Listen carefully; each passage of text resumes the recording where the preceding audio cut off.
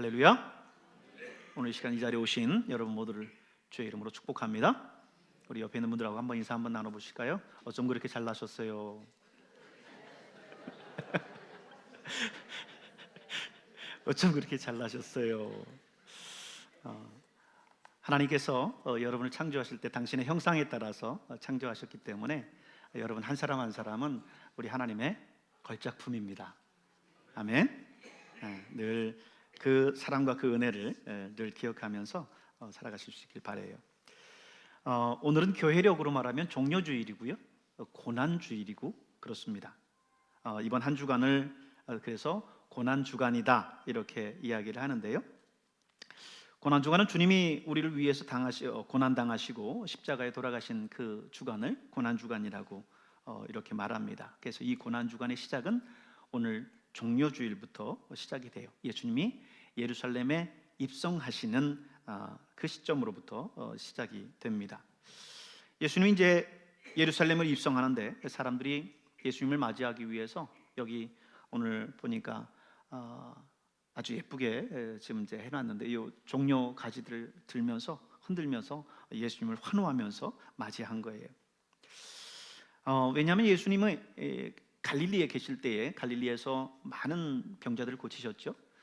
눈먼 자도 눈을 뜨게 하시고 또 앉아서 일어나지 못하는 그런 사람들도 일어나게 하시고 또 귀머거리를 듣게 하시고 또 죽은 자까지도 살리시는 등 온갖 기적과 이적을 행하셨습니다. 뿐만 아니라 하나님의 나라에 대한 복음의 말씀을 전하는데 그 권위 앞에 모든 사람들이 율법사가 됐든 바리새인들이 됐든 그 누구도 그 앞에 반문하지 못할 정도로 하나님께서 귀한 말씀을 예수님을 통해서 전하셨습니다. 그런 소문들이 예루살렘에 이미 파다하게 퍼져 있었어요. 그래서 그들이 생각할 때 이분이라고 한다면 로마의 압제하에 있는 우리 이스라엘을 로마에게로부터 해방시킬 수 있는 그런 메시아일 거다라고 생각을 했던 거죠. 그래서 예수님이 오실 때에 종려나무가지를 흔들면서 호산나 다윗의 자손이여 하면서 환호하면서 맞이했습니다. 그들이 이 종려나무가지를 가지고 나와서 흔들고 했었던 것을 기억하면서 이번 주일을 계속 종료주일 이렇게 이야기하고 또 한 주간 이제 이걸 통해서 예수님이 사실은 고난이 시작되기 때문에 고난주일이라고 이렇게 이야기합니다. 사실 이스라엘 백성들이 당시 예수님을 환호하면서 맞이했었던 본래 이유는 뭐라고요? 예수님이 정치적 메시아일 거라고 기대했던 거죠. 로마로부터 이스라엘 나라를 해방시켜 줄 거라고 생각을 했던 겁니다. 하지만 예수님은 지금 예루살렘에 입성하시는 이유가 그것 때문이 아니었죠. 우리의 죄를 위해서 십자가에서 당신의 모든 몸과 살을 또 찢기시고 피 흘리시고 하심으로 인해서 우리를 구원하시기 위해서 예수님은 지금 예루살렘으로 향하고 있는 겁니다.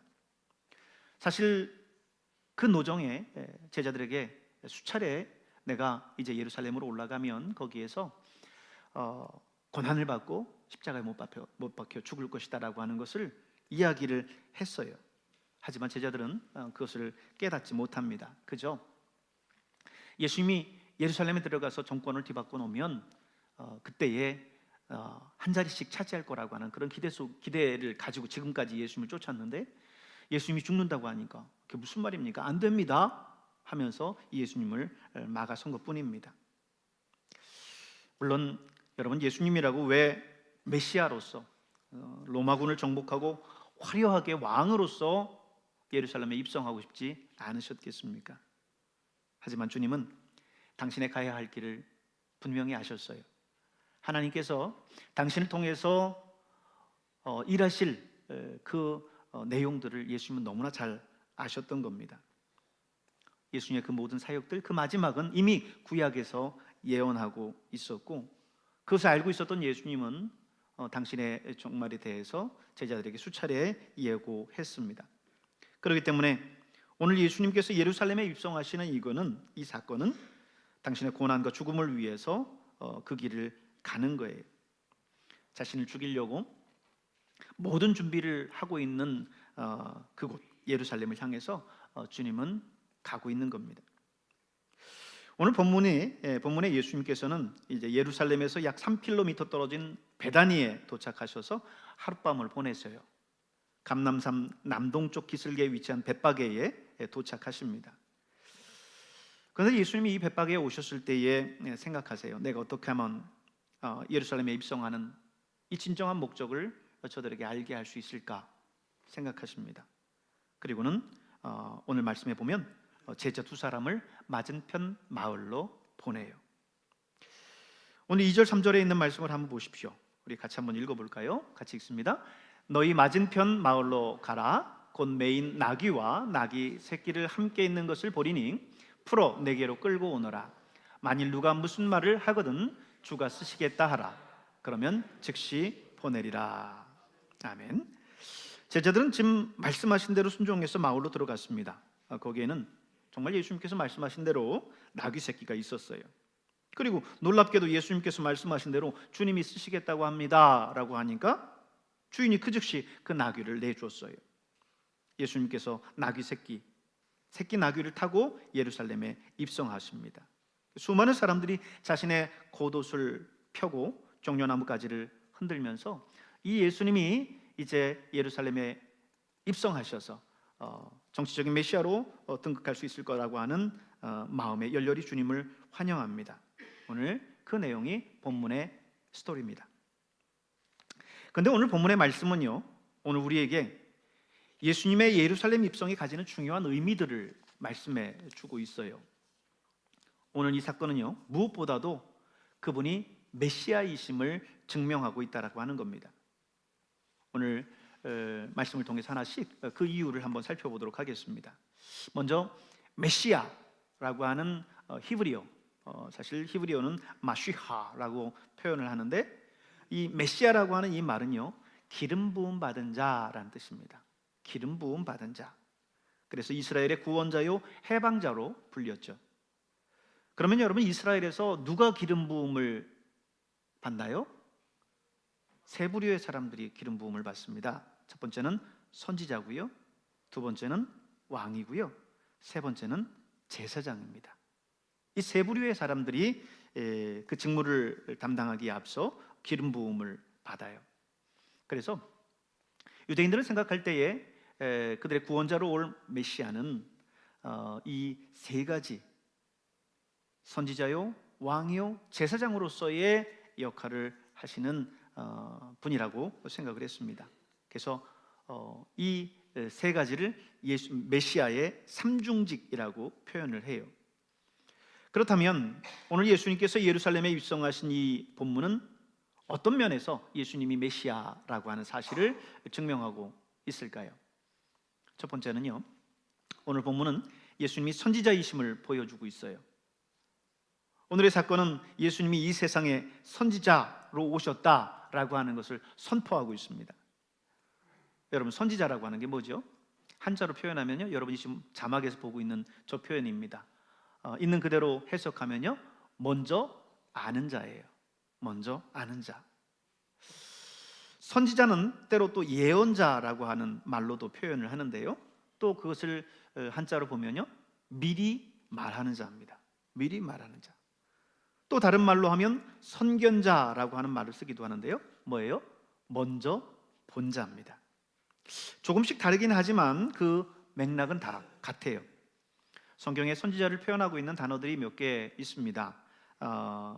원어를 살펴보면요, 이 선지자를 어떻게 표현하냐면요, 나비라는 말과 그리고 로에, 호제라는 말로 표현을 하는데요, 나비는 선지자로 번역을 했고요, 로에는 선견자, 호제는 선견자, 이렇게 이제 번역을 했습니다. 다 선지자적인 그런 개념 속에서 여러분이 이해를 하면 될 것 같아요. 어쨌든 성경 속에 사무엘이나 엘리야, 엘리사 같은 이런 사람들이 선지자라고, 예언자라고 일컬어졌죠. 그런데 오늘 사건을 통해서 예수님은요, 당신이 선지자이심을 보여주고 있습니다. 예수님은 미리 이루어질 모든 일들에 대해서 꿰뚫어 보고 계셨어요. 여러분, 예수님은 그분이 하나님이십니다. 여러분 믿으십니까? 그렇기 때문에요. 예수님은 그 모든 것들을 이미 알고 계셨어요. 그래서 지금 오늘 본문에 있는 내용들을 보면은 제자들에게 먼저 맞은편 마을로 가라고 하죠. 거기에 나귀와 나귀 새끼가 매여 있을 거라는 겁니다.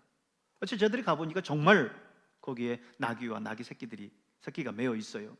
염소가 있을 수도 있고, 그게 아니라 소가 있을 수도 있고, 다른 짐승들이 있을 수도 있었을 텐데, 예수님이 말씀하신 대로 가보니까 정말 나귀와 나귀 새끼가 있는 겁니다. 그리고 그것을 이제 끌고 오려고 하면 누군가 물을 거라는 거죠.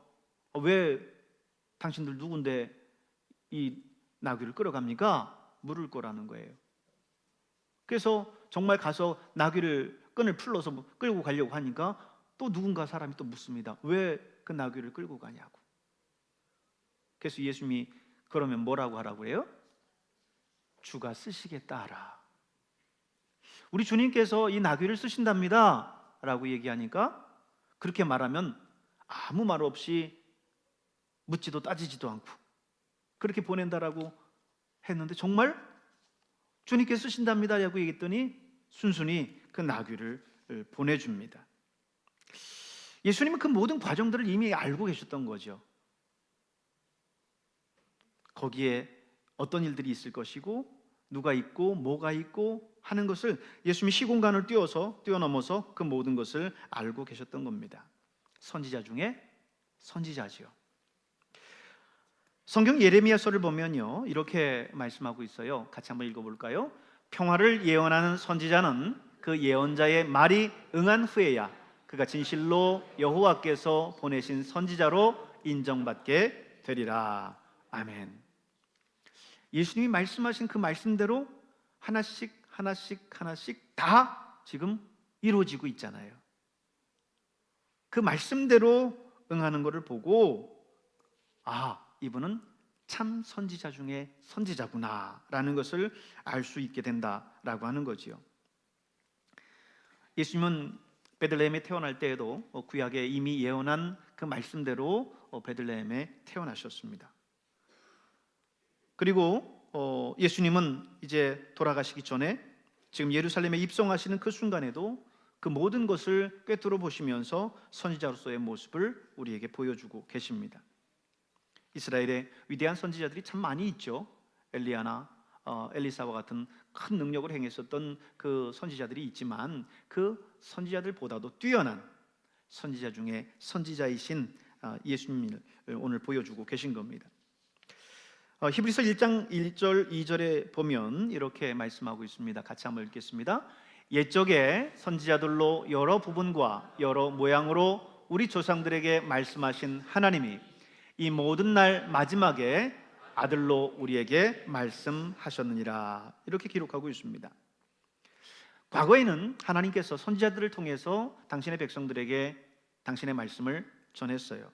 그런데 이 모든 마지막 날에는 선지자 중에 선지자이신 예수님, 하나님의 아들이신 그 예수님을 통해서 우리에게 말씀하신다라고 하는 겁니다. 오늘 여러분, 우리가 믿는 이 예수님이 그 어떤 선지자보다도 뛰어난 선지자 중에 선지자요, 하나님의 아들이심을 여러분 믿으십니까? 오늘 본문의 사건이 바로 예수님이 바로 선지자 중에 선지자라고 하는 것을 우리에게 말씀해 주고 있죠. 두 번째는 오늘 본문의 사건이요, 예수님이 이 세상에 진정한 왕으로 오셨음을 보여줍니다. 본문 4절 5절 말씀을 한번 볼까요? 같이 읽습니다. 이는 선지자로 하신 말씀을 이루려 하심이라. 일러스되 시온 딸에게 이르기를 내 왕이 내게 임하시나니. 자, 예수님은 이미 선지자의 예언에 따라서 무엇으로 오셨어요? 왕으로 오셨다는 거예요. 너희의 왕이 왔다, 너의 왕이 너희에게 임하셨다 라고 말씀합니다.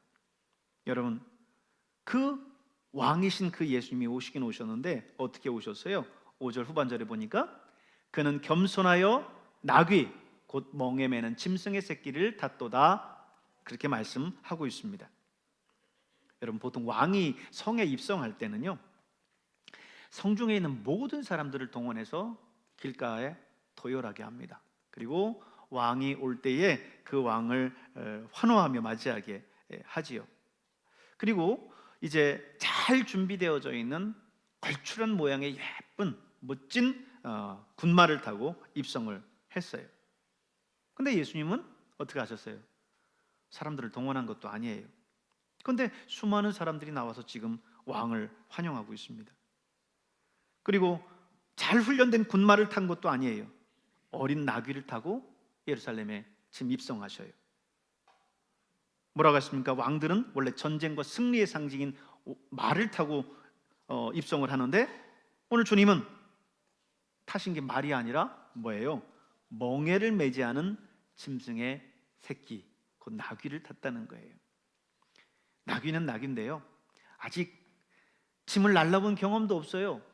그러니 예수님을 태우고 가는 그 나귀의 모양새가 얼마나 우스꽝스러웠겠습니까? 그런데 이 말씀은요, 이미 구약에서 예언되었었던 말씀이에요. 스가랴 9장 9절의 말씀을 보니까요, 이렇게 예언하고 있습니다. 같이 읽습니다. 시온에 따라 크게 기뻐할지어다. 예루살렘에 따라 즐거이 부를지어다. 보라, 내 왕이 내게 임하시나니 그는 공의로우시며 구원을 베푸시며 겸손하여서 나귀를 타시나니 나귀의 작은 것 곧 나귀 새끼니라. 아멘. 예수님이 오시기 전 구약의 스가랴서에서 예수님이 왕으로서 예루살렘에 입성하실 때에 바로 이렇게 나귀, 어린 나귀를 타고 입성하실 것을 예언하고 있었어요. 예수님은 그 예언의 말씀을 성취시키셨던 거죠. 오늘 본문에 있는 말씀보다도 마가복음이나 누가복음에 있는 말씀을 보면 좀 더 자세하게 이 내용들을 표현하고 있는데요, 마가복음이나 누가복음에는요, 아직 아무 사람도 타보지 않은 나귀 새끼라고 더 정확하게 이 상황을 설명하고 있습니다. 이로써 예수님은 당신이 이스라엘 사람들이 그렇게 오랫동안 대망해온 메시아라고 하는 사실을 지금 예루살렘을 입성하면서 공식적으로 인정하신 겁니다. 여러분, 그런데 왕 중에 왕이신 예수님이 왜 전투를 하는 말이 아니라 전쟁을 할 수 없는 어린 새끼 나귀를 타고 오셨을까요? 그건 뭘 의미합니까? 나귀, 곧 멍에 매는 짐승의 새끼를 타셨어요. 그것은 겸손과 평화의 왕으로 이 땅에 오셨음을 의미합니다. 주님이 평강과 겸손과 섬김의 왕으로 이 땅에 오셔서 참 메시아이심을 증거하신 거죠. 예수님이 이 땅에 오셔서 당신의 능력과 힘으로 이 땅을 정복하신 것이 아니라 예수님은 이 땅에 평화를 주시기 위해서 오셨어요.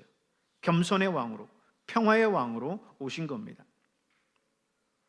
여러분, 이 세상 사람들은요, 본래 아담의 후손으로서 아담의 그 원죄를 타고납니다.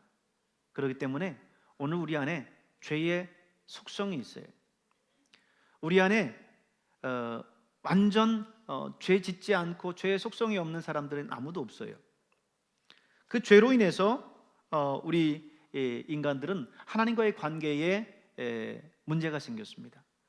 본래 그들이 아담과 하와가 동산 중앙에 있는 선악과를 따먹기 이전에는 하나님과 아무 스스럼 없이 대화를 할 수 있는 그런 친밀한 관계였는데, 죄가 이 땅에 들어옴으로 말미암아 하나님과 우리 사이에 이 죄가 가로막았던 거죠.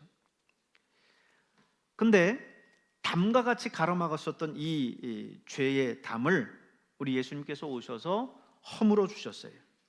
그래서 우리를 화평케 하셨고 평화를 주셨습니다. 오늘 만왕의 왕이요 만주의 주이신 그 예수님이 평화의 왕으로 오셔서 하나님과의 관계가 원수되었었는데도 불구하고 그 관계를 화목시키고